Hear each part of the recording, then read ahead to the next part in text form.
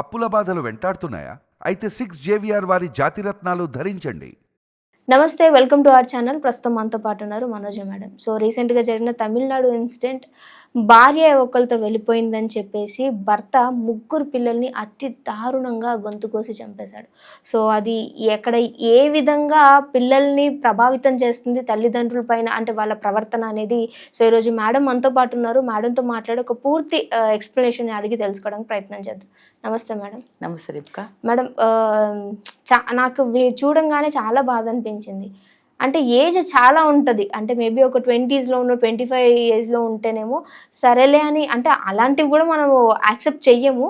But 40-45 years ఉన్న ఆమె ఎవరో నచ్చి వెళ్ళిపోతే ఈరోజు ఆ పిల్లలు బరువు అయిపోయారనో లేదా భార్య మీద కోపంతోనో ఆ భర్త కన్న తండ్రి ముగ్గురు పిల్లల్ని అతి దారుణంగా చంపేశాడు మేడం. సో అసలు ఇప్పుడు సొసైటీలో అన్నీ కూడా ఇవే అక్రమ సంబంధాలు అనుకోవచ్చా? అంటే మాట్లాడేంత పెద్దదని కాదు, కానీ నేను కూడా చాలా వరకు చూశాను నా సర్కిల్లో.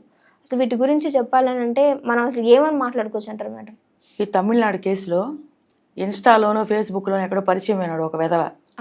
ఆ వెధవ కోసం 6 నెలల క్రితం ఇది ఇంట్లో నుంచి వెళ్ళిపోయింది ఈ అమ్మాయి. వెళ్ళిపోయిన తర్వాత వాడికి 6 నెలలు చూశాడు భార్య తిరిగి వస్తుందేమో అంటే, ఇక్కడ వచ్చినా కూడా నా భార్యని నేను క్షమించాలి, కలిసి ఉండాలనుకున్నాడు. ఎందుకు? ముగ్గురు పిల్లలు ఉన్నారు కాబట్టి. అది కారణం కావచ్చు, లేకపోతే మంచి మనసు, నా భార్య తప్పు చేసినా పర్లేదు నాతో కలిసి ఉంటే చాలు అనుకొని ఉండొచ్చు.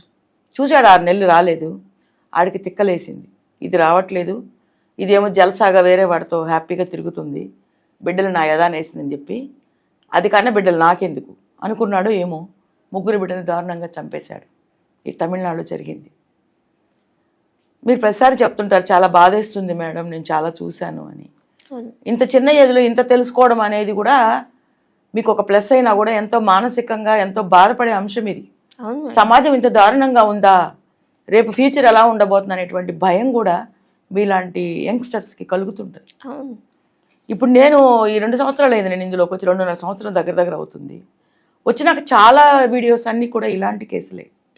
నేనేమంటున్నానంటే, మీరు పెళ్లి చేసుకున్నారు, మీ మొగుడు మీకు నచ్చలేదు, వాడి సంపాదన నచ్చలేదు, మీ కోరికలు సావట్లేదు, వెళ్ళిపోతే స్టార్టింగ్లోనే వెళ్ళిపోండి. ఇప్పుడు చట్టాలన్నీ చాలా ఫ్లెక్సిబుల్గా ఉన్నాయి, మీకు అన్ని అనుకూలంగా ఉన్నాయి. అమ్మాయిలకైనా అబ్బాయిలకైనా నేను చెప్పేది స్టార్టింగ్లోనే చూడండి, మీ మిస్సెస్ని అబ్జర్వ్ చేయండి. మీకు నచ్చలేదా? అందంగా ఉండేది కావాలి, అందంగా ఉండే అమ్మాయి కావాలి మీకు, అందంగా లేదా? డబ్బు ఉండే అమ్మాయి కావాలి, డబ్బు లేదా? చేసుకోబాకండి అసలు పెళ్లి. ఇష్టం లేకుండా పెళ్లి ఎట్టి పరిస్థితులు చేసుకోవద్దు.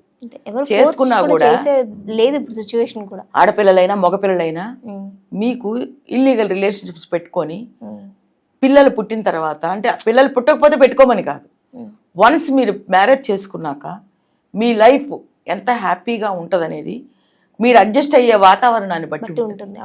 మీకు పిల్లలు పుట్టిన తర్వాత ఇది నా ప్రపంచం, నా కడుపు నుంచి నాకు 3 పిల్లలు 2 పిల్లలు పుట్టారు, వాళ్ళ కోసం నేను బ్రతకాలి.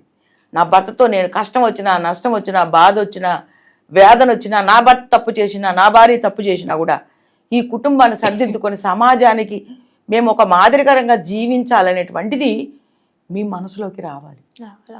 అలా లేని మరుక్షణం ఒకవేళ పెళ్ళైన తర్వాత అచ్చి వీడి మాట నేనేం తినేది, దీని మాట నేనేం తినేది, నేను మగాడిని నేను ఆడదాన్ని అనుకునేటువంటి ఫీలింగ్ మీకుంటే వెళ్ళిపోండి, అప్పుడే డైవర్స్ తీసేసుకోండి.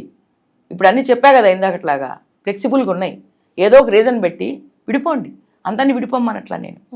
ఇట్లా కంపు చేసుకొని కుటుంబంలో బిడ్డలు పుట్టిన తర్వాత బిడ్డలు తల్లి దగ్గర వదిలేసుకుని పోయి మీరు వెళ్ళిపోయింది లేచిపోయింది అనేటువంటి మాట అనిపించుకుని ఆ కుటుంబ గౌరవాన్ని రోడ్డు మీద పడేసేటువంటి హక్కు మీకు లేదు. మీ భర్త వల్ల మీ భార్య వల్ల మీకు ఇబ్బందులు ఉండొచ్చు, నేను కాదనట్లా, భరించలేనంత ఉండొచ్చు. దానికోసం వేరే వాడి దగ్గర ఈ కంఫర్ట్ ఉంటుందని మీరు అనుకోవడం ఉంది చూశారు, పెద్ద పొరపాటు అది.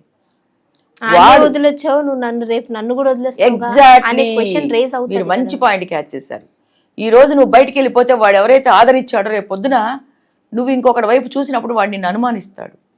ఏంటే నీ ముగ్గురునే వదిలేసి 3 పిల్లల్ని వదిలేసి వచ్చావు, ఈ రోజు నువ్వు వాడితో అతనితో నువ్వు వెళ్ళవని గ్యారంటీ ఏంటని చెప్పి 4 బీకుతాడు నిన్ను. నువ్వు ఏ రోజైనా శుభలగ్నం సినిమా ఏదో ఉంది కదా, శుభలగ్నం కదా ఏదో సినిమాలో వేరే వాడితో వెళ్ళిపోతుంది, మళ్ళీ తిరిగి వచ్చి భర్తనే ఆశ్రయిస్తుంది, ఆ పేరు నాకు గుర్తురాట్లేదు. అంటే అలాంటి సినిమాలు కూడా తీశారనమాట. సో నువ్వు అలా వెళ్ళిపోయి తిరిగి రావాలనుకున్నా కూడా అప్పుడు నువ్వు రాలేవు. అంత ఆదరించేటువంటి మంచి మనసు ఈ అబ్బాయి ఎదురు చూశాడు, 6 నెలలు చూశాడు. నీ మనసు మారుతుందేమో, నీలో ఉన్నటువంటి ఆ యొక్క చాపల్యం చస్తుందేమో అని చూశాడు.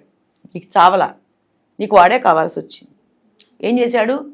నువ్వు 9 నెలలు నవమాసాలు పెంచి, అంటే నవమాసాలు మోసి కని 4 ఏళ్ళు 5 ఏళ్ళు నువ్వు పెంచిన బిడ్డల్ని ఈరోజు నీ భర్త దారుణంగా చంపేశాడంటే ఆ మరణానికి, ఆ హత్యలకి కారణం నువ్వే, అతను కాదు. అతన్ని ప్రేరేపించిన పరిస్థితులే ఈరోజు నువ్వు హత్య చేసినటువంటి అవుతుంది. నువ్వు హత్య చేసిన కారణం, నువ్వే హత్య చేసావని నిరూపణ అవుద్ది అక్కడ. ఎందుకంటే ఆయన అలా బేసిక్గా ఆయన అలా ఉండకపోయి ఉండొచ్చు. ఈరోజు బిడ్డల్ని చంపాడంటే నువ్వు చేసిన దాష్టికాలు, నువ్వు అతను పెట్టిన బాధలు, ఇంట్లో నుంచి వెళ్ళిపోవడాలు, తిరిగి రాకపోవడాలు, ఇవన్నీ కూడా మగవాడిని తప్పుదోవలో వెళ్ళేలాగా తప్పుదోవ అంటే ఒక హంతకుణ్ణి చేశాయి.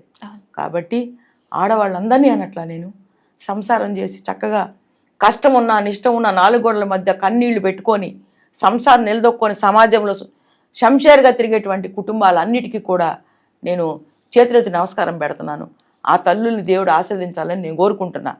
ఇలాంటి పరిస్థితి ఉన్నటువంటి కుటుంబాల్లో మాత్రం చాలా ప్రమాదం ఉంది. అవును మేడం, రేపొద్దున ఒకవేళ ఇలాంటి సంఘటన జరగకపోయినా ఆ పిల్లలు పెరిగి పెద్ద స్కూల్లోకి వెళ్తుంటే మీ అమ్మ ఇలా అంట కదా, ఇప్పుడు వాళ్ళ భర్త కూడా అదే అనుకోని ఉండొచ్చు. నా బిడ్డలు నా తల్లి నా భార్య లేచిపోయింది, రేపొద్దు నా బిడ్డలు స్కూల్కి వెళ్తే మీ అమ్మ లేచిపోయిందట కదా ఎవరితోనో అనేటువంటి మాటలు ఆ సున్నితమైన హృదయాల మీద ఎంత గాయాన్ని రేపుతాయి అనేటువంటి మనసు ఆ అబ్బాయికి ఉండుంటుంది.